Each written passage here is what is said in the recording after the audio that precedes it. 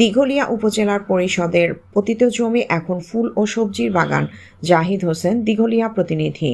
বাড়ির আশেপাশে বা অফিসের আঙিনায় পড়ে থাকা অব্যবহৃত জমি ফেলে না রেখে পরিকল্পিতভাবে শাকসবজি চাষের এক সফল উদ্যোগ নিয়েছেন খুলনার দিঘলিয়া উপজেলার সাবেক উপজেলা নির্বাহী কর্মকর্তা ইউএনও মোহাম্মদ আরিফুল ইসলাম।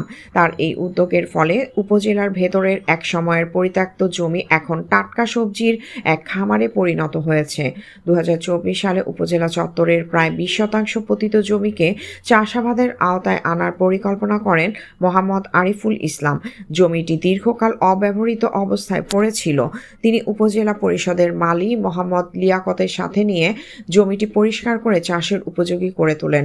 বর্তমানে ওই জমিতে শসা, লাল শাক, বিট কফি, ধনিয়া, বেগুন, টমেটো, পালং শাক, বাঁধাকপি, ফুলকপি, কর্মী শাক, মূলা, পুঁই শাক ও কচু সহ বিভিন্ন মৌসুমীর সবজির আবাদ করা হয়েছে এবং উপজেলায় পরিষদের রাস্তার দুপাশে বিভিন্ন ফুলের সমারোহে উপজেলায় গাঁদা ফুলের অনেক নামি দামি ফুলের ফুটন্ত কলিতে উপজেলার প্রাঙ্গণের সৌন্দর্য ফিরে আসে।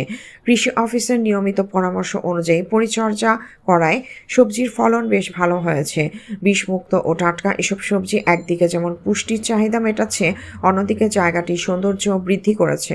উপজেলা চত্বরের এই সবজি বাগান দেখতে মাঝে মধ্যেই আশপাশের লোকজন আসছেন। অফিসের আঙিনায় এমন উৎপাদনশীল কাজ দেখে স্থানীয়রা উৎসাহিত হচ্ছেন। অনেকেই নিজ বাড়ির আশপাশের পতিত জমিতে সবজি চাষের পরিকল্পনা করছেন। পরিদর্শনে আসা স্থানীয় বাসিন্দারা জানান, আগে এই জায়গাটি অবহেলায় পড়েছিল, এখন সেখানে সবুজ ফসলের সমারোহ দেখে তারা মুগ্ধ।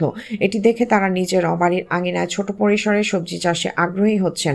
উপজেলার কর্মচারী মোহাম্মদ লিয়াকত আলীকে জানান, গত বছরও কিছু সবজি চাষে ভালো ফসল পাওয়ার পর ইউএনও সারের নির্দেশনায় এবার বড় পরিসরে এই উদ্যোগ নেওয়া হয়েছে।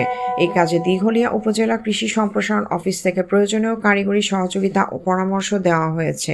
সংশ্লিষ্টরা মনে করছেন, প্রশাসনের এমন উদ্যোগ সাধারণ মানুষকে কৃষিকাজে সম্পৃক্ত হতে উৎসাহিত করবে, যা দেশের খাদ্য নিরাপত্তা ও সমৃদ্ধিতে ইতিবাচক ভূমিকা রাখবে।